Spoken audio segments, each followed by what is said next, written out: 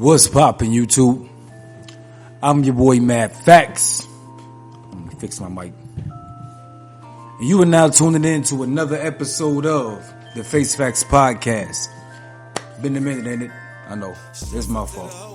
If you like the content on this channel, make sure you hit the like button, the subscribe button, so you'll be notified whenever I drop a video. Make sure you hit that bell. That bell right there. Screen right here. Bell be right here. Make sure you hit the bell so you'll be notified whenever I drop a video. How y'all been?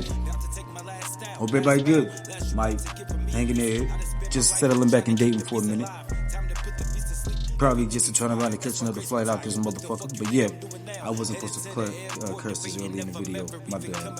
Trying to get the channel monetized and everything. So yeah, a whole lot of YouTube guidelines and restrictions and everything. I'm trying to learn to follow now so I can stay in tune to what's going on. So yeah. Anyway, just came to give y'all a heads up of what's been going on. Well, I've been out the way. Well, I've been in Florida, number one, for the past like 4 months. Working, getting a lot done. A lot of music came out of that. That'll be coming out soon. I'm on my homeboy Blue Brain's album. That's dropping like any day now, I think. I gotta get confirmation on that. I'm on a song called Awaken, and he is on the song on my new album. Not this one, but that one after. Hard to explain. We did each other's albums. I'm chopping it up with Metaphor. Shouts out to Metaphor, asshole. Chopping it up with him about working and getting some shit done with him.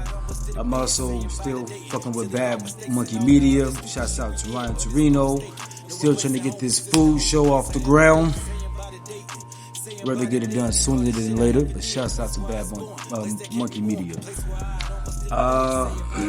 Trying to get some shows booked for Orlando.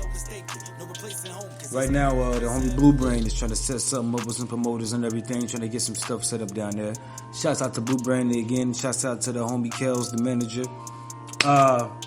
Yeah, man, there's a lot going on right now. I've been back recording. I was recording there. I'm back home, so I'm back recording, back in Dayton again. Trying to get everything done. Gamma is complete. I'm finally about to put the behind-the-scenes pieces together to release Gamma finally on all streaming platforms.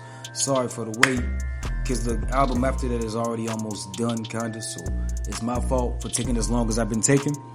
I take full blame for that. The other day I did a video that I ended up deleting. I was talking about how nobody can say what they thinking no more, just for the fact that T-Pain that got all that ridicule about if Tupac did a versus, he would get washed.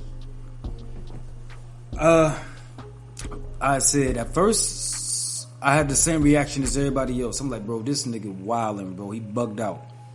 But then I had to take my Tupac fan ears off and think about what he was saying and the validity of it.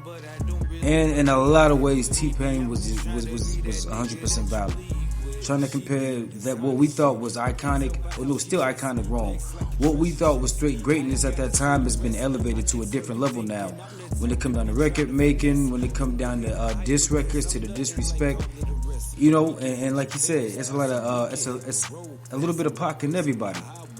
You got the revolutionary Pac shit from Kendrick all the time.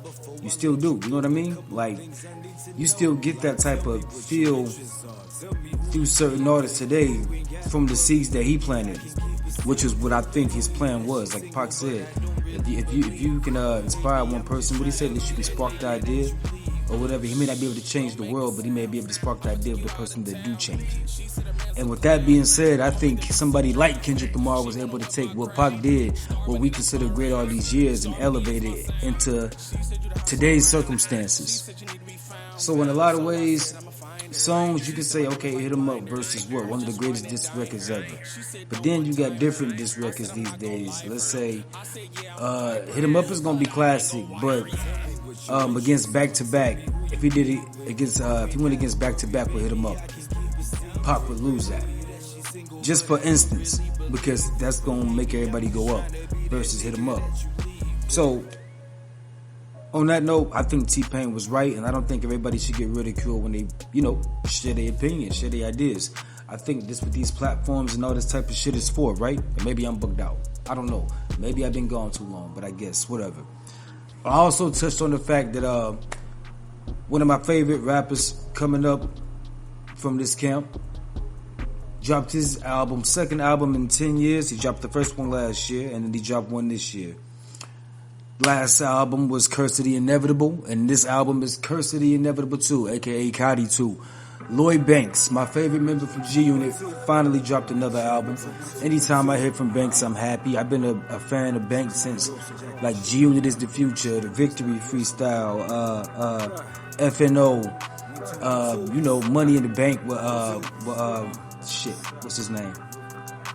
Green Lantern, no, he was in the Green Lantern mixtape too. That was my shits, man, them Invasions.